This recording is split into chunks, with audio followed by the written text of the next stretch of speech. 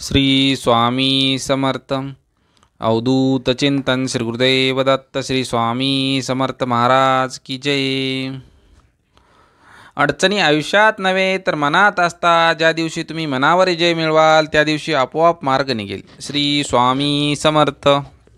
स्वामी समर्थांच्या सुंदर विचाराने आजच्या व्हिडिओला सुरुवात झालेली आहे. त्यामुळं निश्चितच आपला आजचा दिवस सुंदर आणि छान जाणार आहे, तसेच आनंददायी जाणार आहे. तसेच इथून पुढे येणारा प्रत्येक क्षण आपला स्वामी कृपेने आनंदी आणि खरोखरच सुखमय असणार आहे.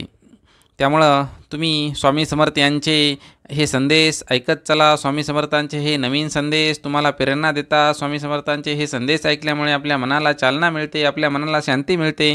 तसेच आपल्या मनात असणारे असंख्य वादळे, असंख्य विचार शांत करण्याचं कार्य हे स्वामी समर्थांचे विचार करतात. त्यामुळं तुम्ही जसा वेळ मिळेल त्याप्रमाणे सकाळी संध्याकाळी ज्यावेळेस तुम्हाला वेळ असेल, फ्री असताल, त्यावेळेस तुम्ही स्वामी समर्थांचे हे विचार, स्वामी समर्थांचे हे संदेश ऐकत राहा. श्री स्वामी समर्थ.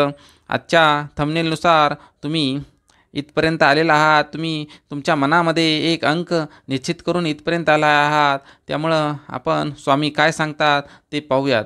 आता ज्यांनी 111 नंबरचा अंक निवडला आहे त्या भक्तांसाठी स्वामी काय सांगतात ते जाणून घेऊयात.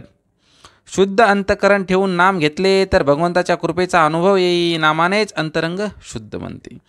तुम्ही जर भगवंताचे नाव घेत असाल तर तुमचं मन हे शुद्ध असलं पाहिजे. तुमच्या मनामध्ये वाईट विचार असले नाही पाहिजे. तुम्ही भगवंताचं नामस्मरण करत आहात पण तुमचं मन कुठंतरी भटकत आहे. तुमच्या मनामध्ये वाईट विचार येत आहे, तुमचं मन हे वाईट विचारांनी ग्रस्त झालेलं असेल तर तुम्हाला भगवंताची कृपादृष्टी कधीच लाभणार नाही. कारण की भगवंत त्या लोकांवरती प्रेम करतात, त्या लोकांवरती कृपा करतात जे मनाने आणि शरीराने भगवंताच्या सेवेमध्ये विलीन असतात, भगवंताच्या चरणाशी असतात. अशा लोकांना स्वामी मदत करतात. स्वामी हे सर्व जाणते आहे, त्यांच्यापासून काहीच लपून राहू शकत नाही. त्यामुळं तुम्ही तुमचा मन आणि तुमचा आत्मा आणि तुमचं शरीर यांना एकरूप करा आणि स्वामींची सेवा करा, स्वामींची भक्ती करा. कारण की ह्या कलियुगामध्ये भक्ती हा एकच मार्ग आहे जो तुम्हाला तारणार आहे, तुमचा उद्धार करणार आहे.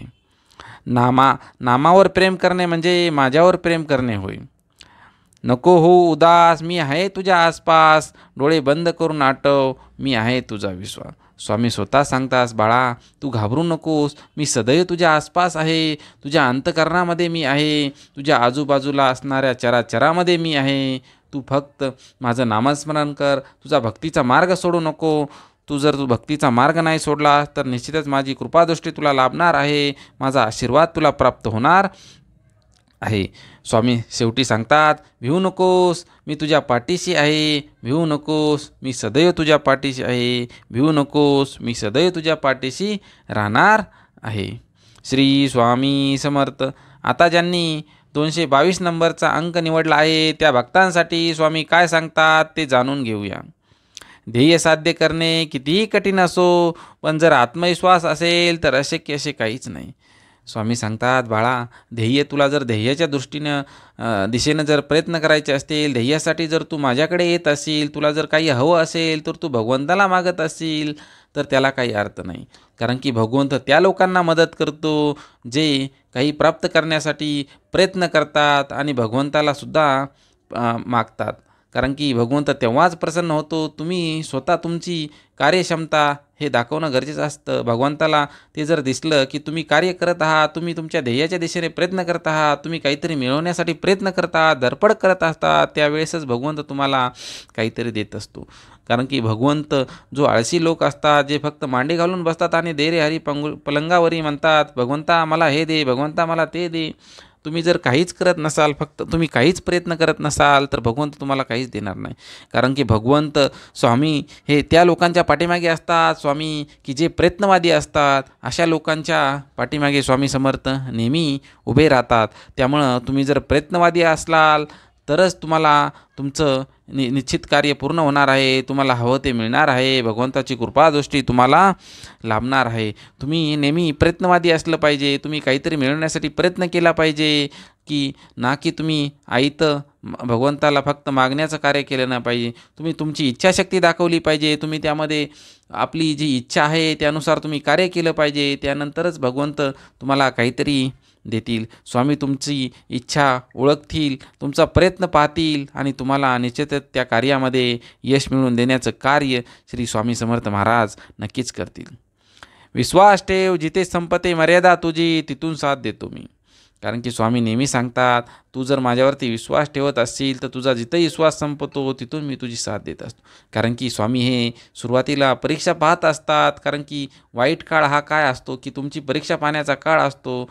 असं म्हटलं जातं की ज्या ठिकाणी दुःख असते त्यापासनं थोड्याच अंतरावरती सुखाचा समुद्रसुद्धा असतो. त्यामुळं तुम्ही दुःखाला घाबरलं नाही पाहिजे. दुःखाला सामोरं जाण्याचं कार्य तुम्ही आपल्या कर्मरूपानं केलं पाहिजे. त्यानंतरच तुम्हाला सुखाचा हा जो सागर आहे, जवळ असणारा सागर, तो तुम्हाला दिसणार आहे.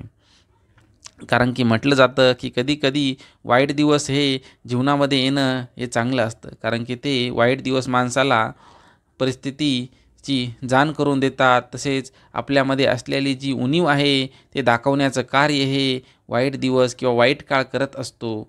श्री स्वामी समर्थ. भिवू नकोस बाळा, मी तुझ्या पाठीशी आहे. भिवू नकोस, मी सदैव तुझ्या पाठीशी आहे. श्री स्वामी समर्थ.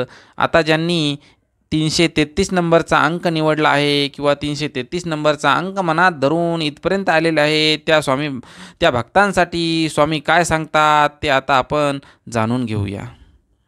गरिबाला केलेले दान आणि सद्गुरू स्वामींच्या मुखात घेतलेले नाव कधीच वाया जात नाही. असं म्हटलं जातं की तुम्ही जर भुकेलेला अन्न दिलं तर ते तुमचं महापुण्य असतं. कारण की म्हटलं जातं की तुम्ही भुकेलेला अन्न द्या, अन्नाचा एक कणही वाया जाऊ देऊ नका, अन्नाचा एक शीतसुद्धा वाया जाऊ देऊ नका.